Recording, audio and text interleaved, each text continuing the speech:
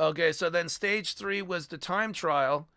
And unlike the individual time trial, where it's just one rider at a time, and it's based on the slowest rider, the meaning the longest cumulative time to that point, one by one in order until the person in yellow who rides last. In this case, it was same logic, but it was the whole team time trial. That means the whole team, all eight riders, or seven or six if any have dropped out because of injury, all the whole team, they ride the time trial course together. And what it is let's say out of eight riders, best case scenario, the first four that come across the finish, that's where the time is taken. So at the very least, you got to get four riders over the line as a group. So if you think about it, it's kind of a nightmare both ways. If you're a really strong time trial rider, then it's frustrating, and or you have to carry more of the workload to pace if you have weaker time trialers on your team, because you got to ensure that there's at least four of you left when you cross the finish line. If you're a weaker time trialer, it's kind of a nightmare or frustrating because you got to push yourself and go balls out, and you got that peer pressure or the pressure from the team director saying, hey, you better ride a damn good time trial and get up there and not drag the team back where they have to slow down to make sure you don't get dropped.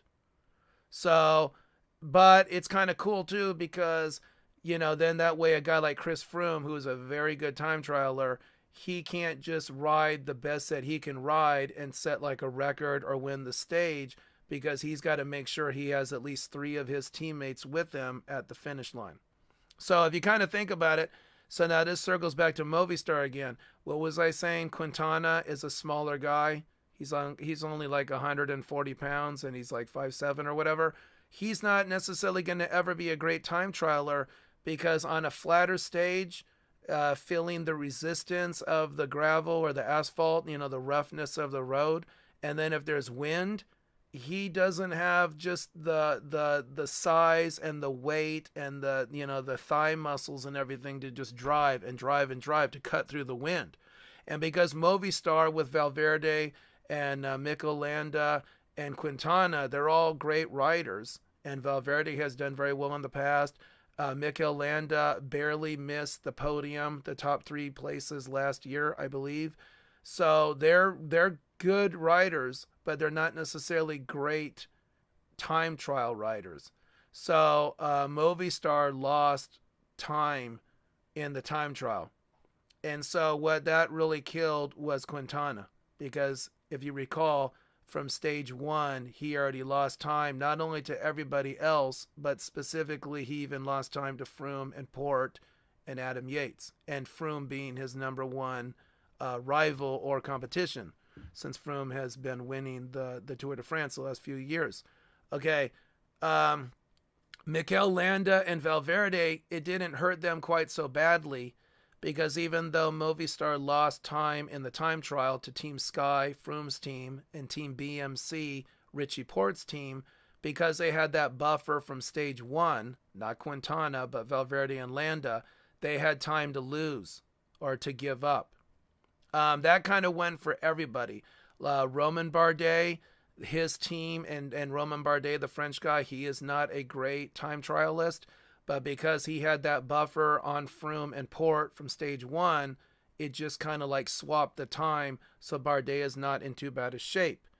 If you kind of think about the classics riders, the classics are like Paris-Roubaix. They're one-day stages that you just got to go balls out and endurance and be savvy to know how to fight your way and be there, to win it at the end of the race. Those guys are, let's say, the kind of rider you'd want on your team for a time trial, at least in the beginning, because they're used to these long stages, lots of wind, lots of different kind of terrain, rolling hills, flats, a little uphill, a little downhill, but then potentially they burn out, but that's okay because you only need 4 out of your 8 to be there at the end. So the race was about 35 kilometers. So if you think about it, right, consider it like this. If you lose 1 or 2 or 3 seconds per kilometer, right, then let's say, so Team BMC won the team time trial on stage 3 yesterday. Team Sky came in second, like 5 or 6 seconds slower.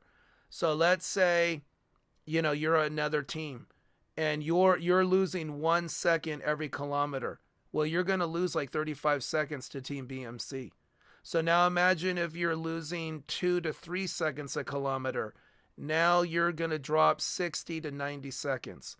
And that's like what happened. Like Roman Bardet's team, they lost like a minute 15. Movistar was like a minute 30. But you can see how it can add up, just losing a second here, a second there. But over the 35 kilometers, it really adds up. So as of the end of stage 3, and today was stage 4. So as of the end of stage 3, Greg Van Avermaet from Team BMC, he's in yellow. TJ Van Garderen, an American, he's basically tied, and he's Team BMC. Geraint Thomas, a really strong teammate on Team Sky of Chris Froome. In fact, Geraint Thomas is probably going to be one of these guys who maybe will claim his own team like Richie Porte did in a year or two. Or he might just be happy like Hincapie did with Lance Armstrong and just, be a really cool buddy to Chris Froome and ride to, support Chris Froome. Anyway, Geraint Thomas, he barely missed being in yellow. He's 3 seconds back. So now here's some of the names that are potential contenders and or will win a stage and or have won a stage or come in like second place on a stage in the past. So Geraint Thomas, he's 3 seconds back. Philippe Gilbert, 5 seconds back. Julian Alaphilippe, 7 seconds back. Julian Alaphilippe, not a threat for yellow, but he could win, an individual stage. So he's there in the mix. Tom Dumoulin, 11 seconds back. He was competing with Chris Froome in the Giro until he basically crashed and burned. Not literally crashed, but like bonked. He pushed himself too much. He didn't have any reserves. He didn't do well in a mountainous stage in the Giro in Italy. Chris Froome did really well. Tom Dumoulin dropped. Chris Froome went ahead. But right now, Tom Dumoulin, 11 seconds down from Greg Avermaet in yellow. Rigoberto Urán, who got, I believe, third last year, he's 35 seconds back. Rafael Majka, 50 seconds back. He's a guy who could threaten the podium and or win a stage. Jakob Fuglsang, 51 seconds back. Richie Porte, there we go, 51 seconds back. Alejandro Valverde, he's 53 seconds back. Mikel Landa, his teammate there on Movistar, he's 53 seconds back. Chris Froome, 55 seconds back. So so Tom Dumoulin's got a little buffer. He's got 40 odd seconds on Chris Froome right now. Let's see here. Geraint Thomas is actually ahead of his own teammate and team leader Chris Froome. So there could be a situation. Of course, Geraint Thomas will probably fall on his sword and burn himself out, and he'll eventually lose time to Chris Froome. But there could be a potential where Geraint Thomas could get second and Chris Froome could get first. So Team Sky would have first and second place in this year's tour. Adam Yates, he's 1 minute. He's 1 minute down, so he's only 5 seconds behind Chris Froome overall. Vincenzo Nibali, he's a minute 6. Vincenzo Nibali is a threat for the podium. Oh, and by the way, looking forward to the cobbles. They're going to do a stage up in Belgium where they go over those old cobbles, the parvets, and, your teeth rattle. You can get a flat, you can get a mechanical, or it just wears on your body.